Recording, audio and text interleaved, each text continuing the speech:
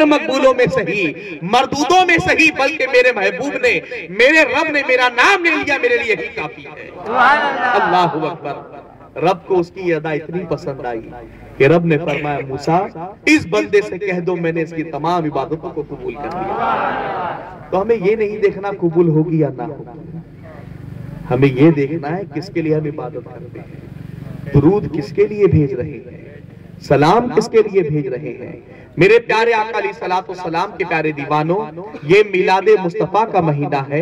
इस महीने में जितना हो सके कसरत से दुरूद और सलाम पढ़ा करो, नबी की जात पर जितना हो सके सलाम पढ़ा करो, नबी की बारगाह में दुरूद और सलाम का नजराना पेश किया करो। आने वाले चंद दिनों में वो मुबारक घड़ी, वो मुबारक लम्हा, वो मुबारक दिन आने वाला है जिस दिन नबी दुनिया में जलवागर हुए, जिस दिन नबी दुनिया में कदम रखे। इस दिन की खुशियां अपने घरों में मनाओ, अपने मोहल्ले में मनाओ, अपने घर को चरागा करो। अल्लाह ने इस्तिताअत दी है, अपने मोहल्ले में खूब कुमकुमे लगाओ, लाइटिंग लगा के डेकोरेशन करो, ताकि हर किसी को पता चले कि इस मोहल्ले में रहने वाला कोई आम मुसलमान नहीं बल्कि मुस्तफा का दीवाना रहता है।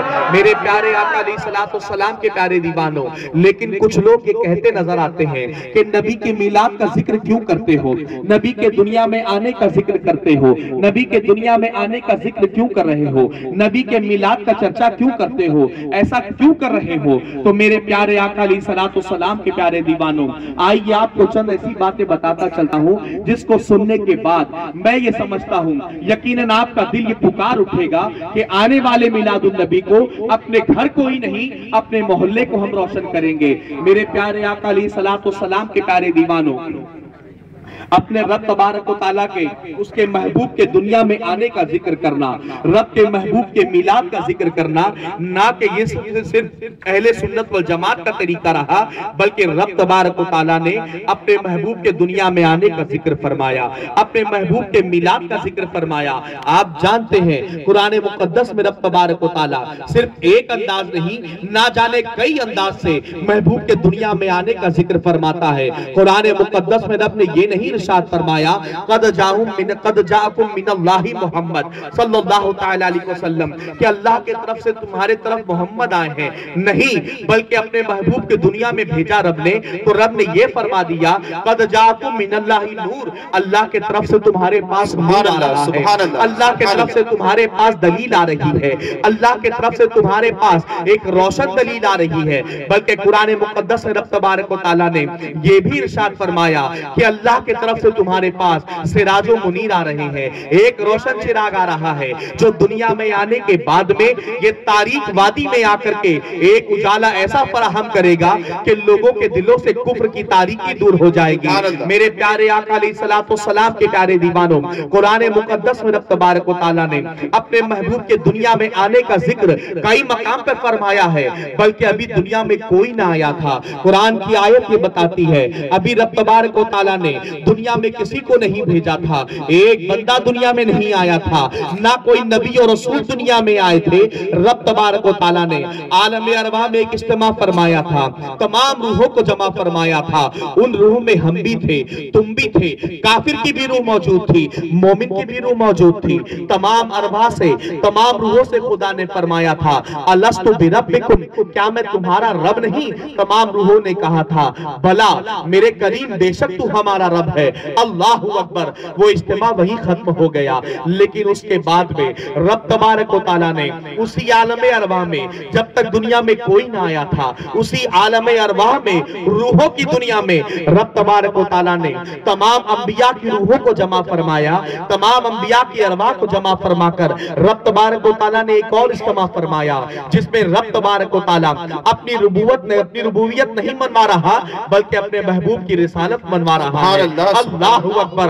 तमाम रूहों को जमा फरमाकर रब तबारक व तआला रूहों के दरमियान ये ऐलान फरमाता है, ऐ मेरे नबियों सुनो, तुम सबको मैं दुनिया में भेजूंगा, लेकिन एक जमाना ऐसा आएगा कि मैं अपने महबूब नबी को दुनिया में भेजूंगा, अपने रसूल को दुनिया में भेजूंगा, जो मेरे चहीते रसूल होंगे, जो मेरा महबूब रसूल होगा, उसको जब मैं दुनिया में भेजूंगा, अगर तुम में से किसी को मेरे महबूब का जमाना मिले तो कुरान ये इरशाद फरमाता है लतुमिनुन्ना बिही व वला तंसुरुन्ना, तो तुम इस चीज का वादा करो कि तुम मेरे महबूब पर ईमान भी ले आओगे और तुम मेरे महबूब का साथ भी दोगे।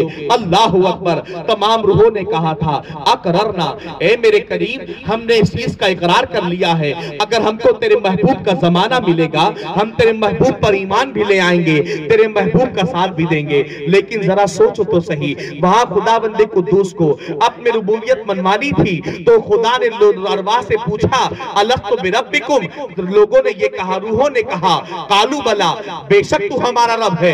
बात ही खत्म हो गई। लेकिन जब उसके महबूब की बारी आई, तमाम अंबिया की रूहों ने कहा कि मेरे करीम, हमने इकरार कर लिया है, तो उस पर बात खत्म ना हुई, बल्कि रब ने यह फरमाया, ऐ नबियों सुनो, एक दूसरे पर गवाह हो जाओ कि तुमने इस चीज का वादा किया है कि मेरे महबूब का जमाना मिलेगा तो तुम मेरे महबूब पर ईमान भी ले आओगे, मेरे महबूब का तुम साथ भी दोगे।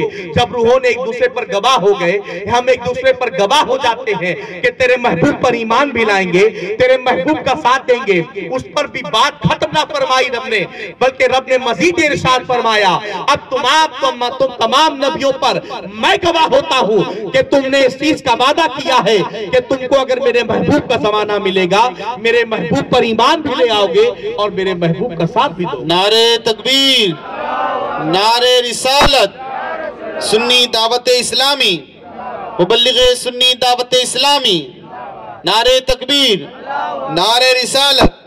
मेरे प्यारे आका अलैहिस्सलातु वस्सलाम के प्यारे दीवानों, हर नबी दुनिया में आए, आने के बाद में रसूल के आने का चर्चा करते चले आए, और हर नबी पर यह लाजिम था कि अपनी उम्मत को इस चीज के बारे में बता देना कि अगर उनको अगर किसी को भी रसूल आज़म सल्लल्लाहु अलैहि वसल्लम का जमाना मिले तो वो भी रसूल पर ईमान लेकर के आ जाए और वो भी रसूल का साथ दे।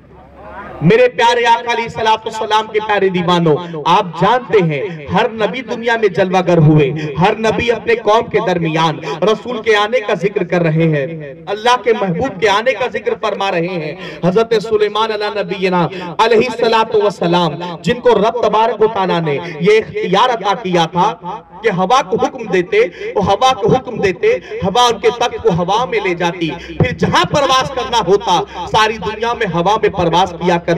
आप जानते हैं एक मरतबा हज़रत सुलेमान अलैहिस्सलाम इसी तरीके से हवाओं में परवास कर रहे थे, उनके साथ उनके रफीक, उनके साथ उनके सहाबा बैठे हुए थे। कुछ दूर का सफर तय होता है, एक सहरा नजर आता है, उस सहरे में हवा को हुक्म देते हैं, हवा तख्त को जमीन पर ले आती है। जैसे ही तख्त जमीन पर आता है, हज़रत सुलेमान अलैहिस्सलाम अपने सहाबियों को हुक्म देते हैं और जमीन पर आ जाते हैं और लंबा सफर पैदल चल करके तय करते हैं। अल्लाहू अकबर। सहाबा को बड़ा ताज्जुब हुआ, आखिर ये क्या बात है?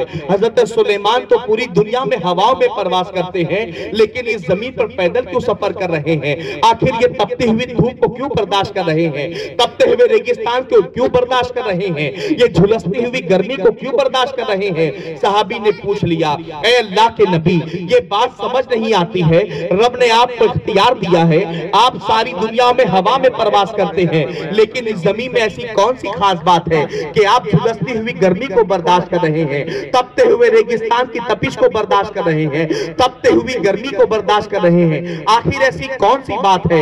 आखिर ये सहरा में आपने क्या देख लिया है?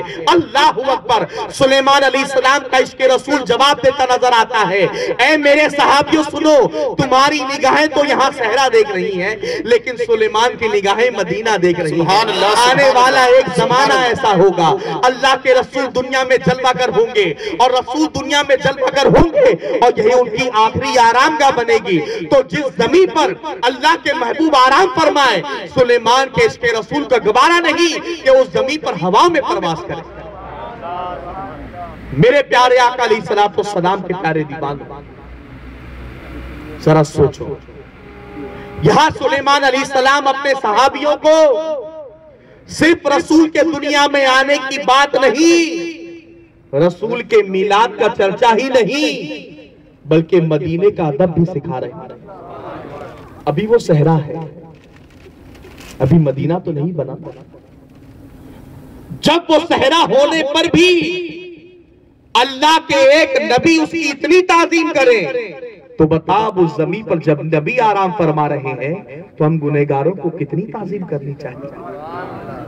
और जिस जमीन पर नबी आराम फरमाए उसका अदब इतना है तो उस नबी का अदब कितना बुलंद वाला होगा। अब क्यों ना हो कि कुरान में रब फरमाता है वरफअना लक जिक्रक, ऐ महबूब हमने तुम्हारे लिए तुम्हारे जिक्र को बुलंद कर दिया। मेरे प्यारे आका के प्यारे दीवानों, कुरान में रब ने यूं फरमाया वरफअना लक जिक्रक, कि तुम्हारे लिए तुम्हारे जिक्र को बुलंद किया गया। कितना बुलंद किया रब जाने, उसका महबूब जाने। मेरे प्यारे आका अलैहिस्सलातु वस्सलाम के प्यारे दीवानों, हर नबी दुनिया में आता, रसूल के दुनिया में आने का चर्चा करता, रसूल के दुनिया में आने की बातें करता।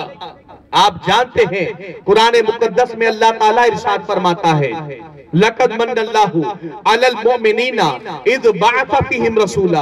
अल्लाह तबारक व तआला ने मोमिनों पर यह एहसान फरमा दिया है कि उनके दरमियान एक अजमत वाले रसूल को भेज दिया है। अल्लाहु अकबर। आप जरा कुरान के अंदाज़े बयां को देखो। कुरान यूं इरशाद फरमाता है कि रब तबारक व तआला ने मोमिनों पर यह एहसान